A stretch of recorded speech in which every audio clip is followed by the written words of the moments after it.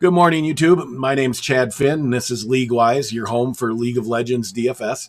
Hope everyone had a great day yesterday on the 4th and are ready to win some money today. For me, yesterday was one of my tougher days as I went 7-6 with my picks before going 3-1 this morning, moving my summer split record to 115 and 43. That's picking series end games through the LPL, LCK, LCS, LEC, and some CB LOL games, which I believe are going on now. Not sure how my lineups are doing. I'll check that, I guess, after this video. In this video, we're going to talk about the DraftKings LCS slate that I believe locks at 4 p.m. Eastern Standard Time. I'll be taking a deeper look at the Counter Logic and Team Solo mid matchup with you on this video.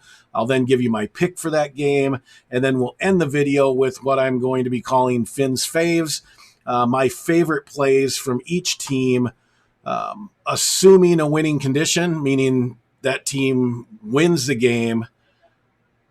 This is my faves will basically tell you who I believe will be the high scorer in that game, or basically who carries that game, assuming that winning condition.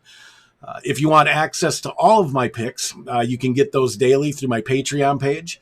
The link to join is posted below in the description. It only costs $9.99 per month, with my picks hitting more than 72% of the time. The membership should pay for itself, assuming that you use the information correctly and responsibly. Also, if you would, don't forget to like this video. And if you haven't done so already, please do me a huge favor and subscribe and hit the notification button as well. I'll be dropping as many of these videos as I can, try to daily, but I do admit that the amount of research and work that I put into the information that I post on the Patreon page does take up a lot of time, and I don't like rushing these videos either. So I'll do as many videos as I can, but I do picks and tools and information that's exclusive to my patrons on a daily basis for almost every slate that DraftKings has for League of Legends. But let's get onto the matchup. This is one of the better matchups, I believe, on the slate between Counter Logic Gaming and Team Solo Mid. So this is one of the tools that I use when I construct my lineups every day. I call it my breakdown capsule. I do more research on top of this, and also rely heavily on what I see during games, as well as just my general knowledge of League of Legends as well. I've been following the game and playing the game myself for quite some time, since Season 6.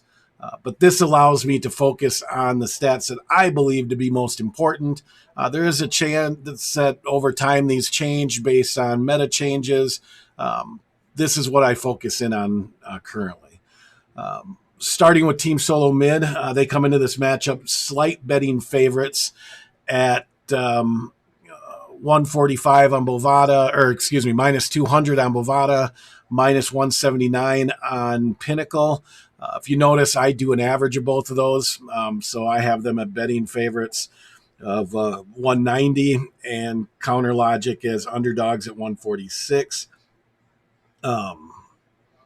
Team Solo Mid is currently in a tie for second place in the LCS with a record of 5-2, while CLG is one game back in fifth at 5-2, or excuse me, at 4-3.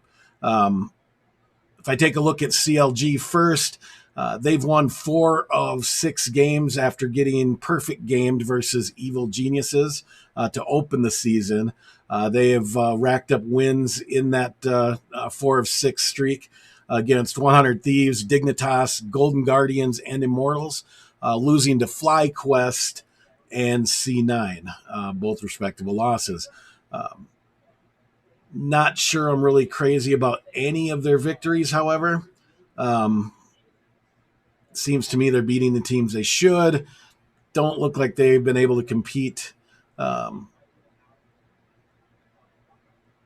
against the other teams.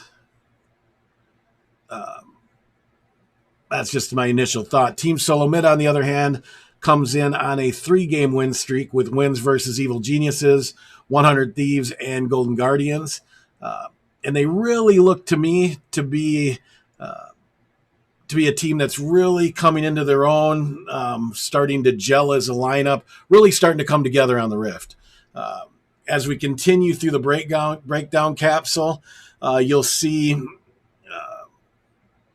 that both teams are actually pretty evenly matched statistically, except for one stat, and that's the gold differential at 15 minutes. CLG has not been good at all. They've actually been pretty horrible. TSM has proven to be much better, at least more consistent in the early game.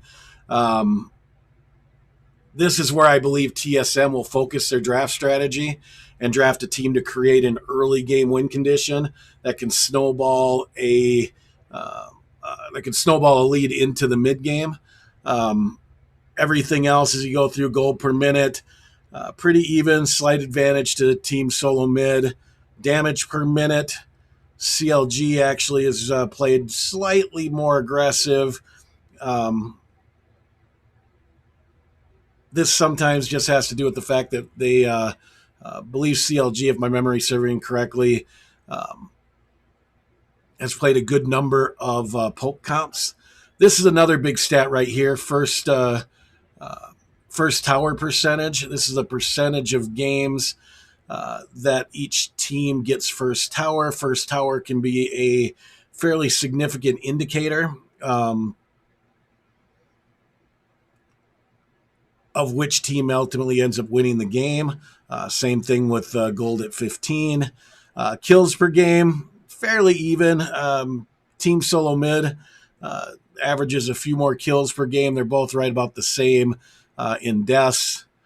We've gone over what the odds makers are projecting. Odds makers are also projecting, I don't know where that 3 came from. That should just be 3.5 or 13.5. But odds makers are projecting Team Solo Mid at 13.5 kills per game and Counter Logic at 8.5. Again, that's a number that's assuming victory. In the end, I think the combination of Bjorkson and Double Lift are just too much for CLG to handle. And I really think CLG is set for a bit of a correction here over the next few games as we head into the second half of the split. And they will prove to be a solid team, I think, headed in the right direction, but really unable to compete at the top of the LCS. For that reason, I'm going to take Team Solo Mid in this one. Also, on this, like I said, this is something you get access to for every game that I break down as a Patreon. I also put the starting lineups in here, projected starting lineups. If they're confirmed by the time I post, this will say confirmed versus unconfirmed. Always in your best interest to try to confirm as many lineups as you can. LCS is pretty good. The one you really have to be careful of is LCK. LCK posts somewhere between an hour and minutes before the games start, and at most you're ever going to get is the first game of an LCK slate. But it is what it is. Like I said, I'm taking Team Solo Mid in this one. The next tool that I use, and this is just a generic one, but I'll go into this in more detail after this. But the next tool I use is what I call my carry rankings. Basically, this tool helps me project which player is most likely to carry based on the matchup for that slate and assuming that team wins. This is a tool that I've come up with that I do for every slate that I play in. Stay tuned at the end of the video, and I'll show you how I use that tool to construct my lineups. But first, here are Finn's faves. So if you don't have it already, grab pen and paper and get ready to write these down. First, for Team Dignitas, assuming that they win today, that will have to be on the back, I believe, of mid-laner Froggen. For Cloud 9, assuming a win condition, I believe Blabber, their jungler, is going to be their high scorer. Will carry that game. For FlyQuest, their best player on the Rift today, I believe, is going to be their mid laner, Jensen. For Team Liquid, I will go with ADC Tactical. For Counter Logic Gaming, again, assuming that they win, their ADC, Stixay, will have to play a large role. I believe he will be he'll be the best play from Team Counter Logic, assuming a win. For Team Solo Mid, I will go with mid laner Bjorkson. For the Immortals, mid laner Insanity. And for Evil Geniuses, again, assuming they win, I will go with ADC Bang. Okay, and like I said, remember, these are players that I believe to be most likely to carry, assuming their team wins. If you want access to this information for all the games, simply follow the Patreon link before. This is, like I said, this is what the carry ranking tool looks like. This is a generic one, like I said, but I want to show you how to use it. A couple of my Patreons wanted to know how I used it. I told them I'd cover it at the end of my next video, which this happens to be the next video. This would be an example of a 4-game slate. But when I do these, every team that's on the slate is featured. So if it was a 4-game slate, there'd be 8 teams. A 5-game slate, 10 teams, so on and so forth. So for the purpose of this example, my picks to win on this generic slate are going to be Team 2 and Team 3. That's why I've highlighted them in red. When constructing my lineups, I am most interested in potential.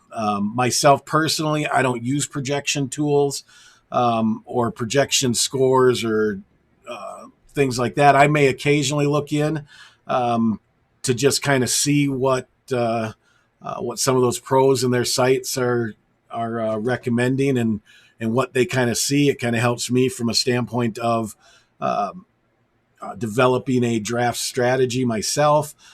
In a lot of cases,